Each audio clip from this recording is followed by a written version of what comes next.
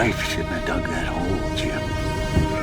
Hey, welcome back to our channel, guys. Your best friend Drew here. From has got all of us scratching our heads, and Man in Yellow is definitely becoming one of the most sinister villains of all time. But the more this monstrous creature appears on the screen, the more I think about how uncannily similar he is to Pennywise the Dancing Clown. I don't think Pennywise needs any introduction, because who other than it could give you nightmares about red balloons and sewage performances? So, I finally decided to share my headcanon with you guys and explore whether the Man in Yellow has some connection to Stephen King's creepy child abducting clown.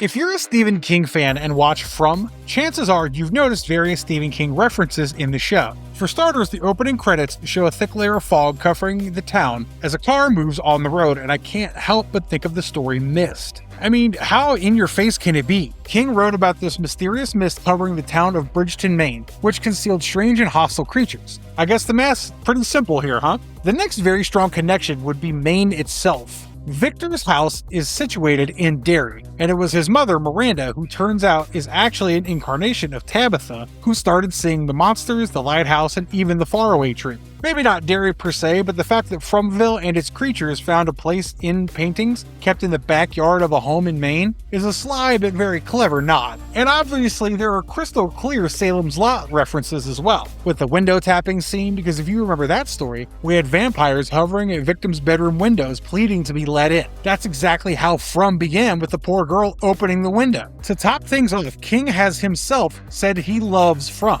He took to X on January 2022 and said, "I just saw the first episode of From, Epic's premiering 2/20. I was absolutely riveted. True edge-of-your-seat stuff, believable and scary as hell." Okay, so it's established that the show is probably paying tributes to King's storytelling and even borrowing from it. And the single biggest example would be the similarities between Pennywise and the Man in Yellow. Let me quickly tell you a little bit about both of these monsters. Pennywise is actually a form taken by an ancient malevolent entity known simply as It. Every 27 years, It awakens and unleashes a wave of violence, feeding primarily on the fear of children, and we've seen Pennywise literally feeding on human body parts. The creature can shapeshift into whatever its victims fear most, but most commonly appears as Pennywise the Dancing Clown. In the story, a group of 7 children are brought together by fate to confront It and discover that courage and unity are among the few things that can stand against it. Now, From in itself has various similarities to the story It. At first, you have a haunted town where everyone is trapped by smiling nocturnal creatures.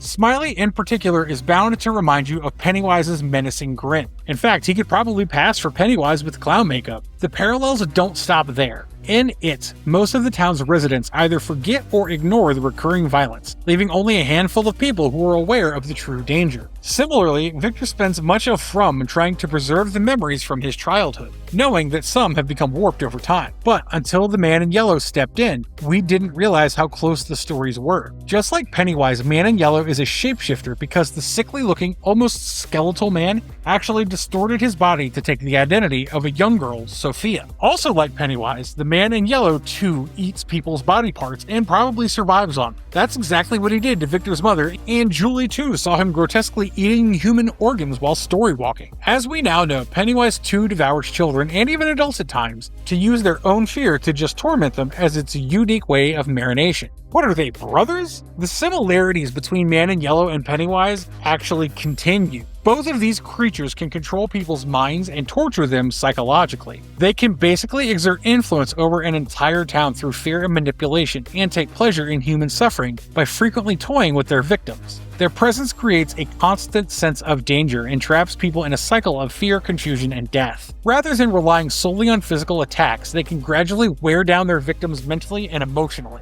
Pennywise has done this to several of its victims and pushed them to their grave, or worse, made them its minions. It can literally make the entire town of Derry dance to its tune, cause hallucinations in its victims, and drive them towards insanity. Pennywise's fear overwhelmed Stanley Uris so much even as an adult that he took his own life. And even when the cosmic being didn't cause people to kill themselves, it manipulated them into becoming its pawn, as in the case of Henry Bowers, or even played with some people's minds so badly that they accidentally killed a loved one. Remember how Leroy Hanlon ended up shooting his comrade, Paulie Russo. Coming back to From, we now know that the voices Sarah had been hearing all this while were none other than the man in yellow getting to her head, and it was his voices, rather orders, which caused her to mistakenly kill her own brother Nathan. Even now, the creature in the guise of Sophia is toying with everyone's minds, and has probably put blood in Henry's drink to directly control it. Right before this, she forced Sarah to drink from a glass and pour the remaining water back into the jar. Also, Sophia is clearly tearing people apart, causing confusion and misunderstanding among them as she did with Julie and Kenny. And guess what? The man in yellow has himself said that this is his favorite part.